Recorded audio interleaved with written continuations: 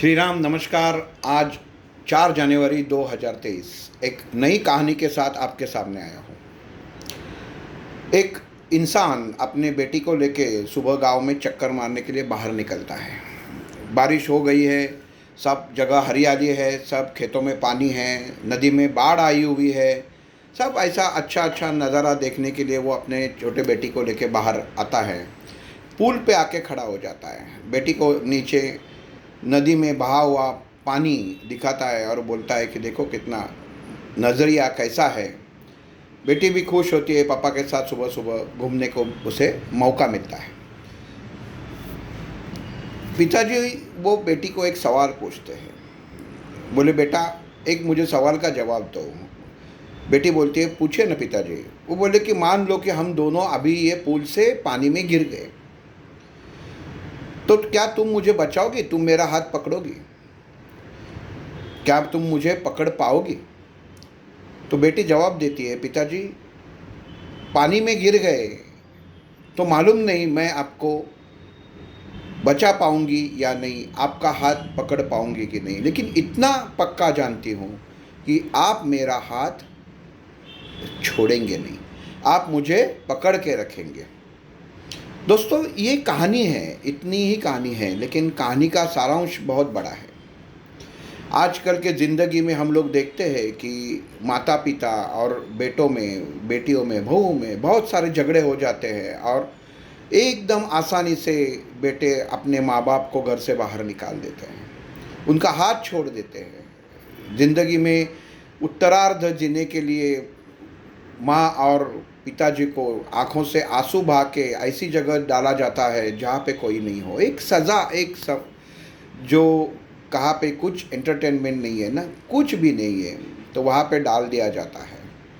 कर्म का विधान है, लेकिन बेटों का जो फर्ज है वो बेटा और बेटी भूल जाते हैं।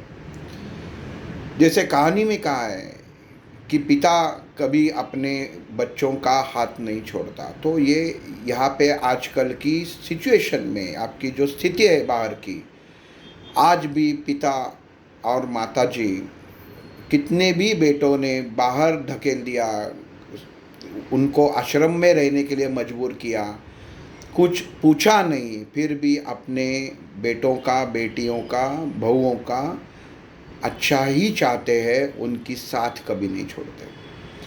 भगवान ने कहा है, शास्त्र में कहा है, भगवत गीता में कहा है कि जो इंसान अपने माँ बाप को पूछता नहीं, उसके लिए भगवान के चौखट में कोई जगह नहीं है। इंसान कितने भी अच्छे कर्म करे, अगर लेकिन उसके हाथ से अगर उसके माँ बाप का अपमान हुआ हो, उसके माँ बाप का छल हुआ हो, तो वो माफ़ी के काबिल नहीं रहता, उसको वो कर्म का फल भुगतना ही पड़ता है।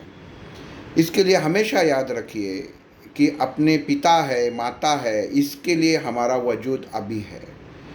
कभी भी अपने माता पिता को दुखी मत कीजिए, कभी भी उनको अपनों से अलग मत कीजिए। मान लीजिए कि आप भी उनकी राह जैसा, उनकी साल जैसी, उनकी उम्र जैसे आप भी वही रास्ते पे चल रहे। कल अगर आपके बेटे ने आपको ऐसा अलग कर दिया तो आपको कैसे महसूस होगा? नदी का पानी बहाव जो है वो आज की परिस्थिति है।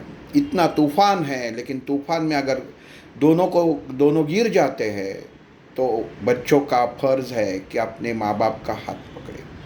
पिताजी तो बेटियों का हाथ पकड़ेंगे, उनको तकलीफ़ नहीं देंगे, लेकिन बेटा और बेटी का फर्ज है कि अपने माँ बाप को सुखी देखे, क्योंकि जो बेटा बेटी माँ बाप के आँखों में आंसू लाता है, भगवान उसे कभी माफ़ नहीं करता।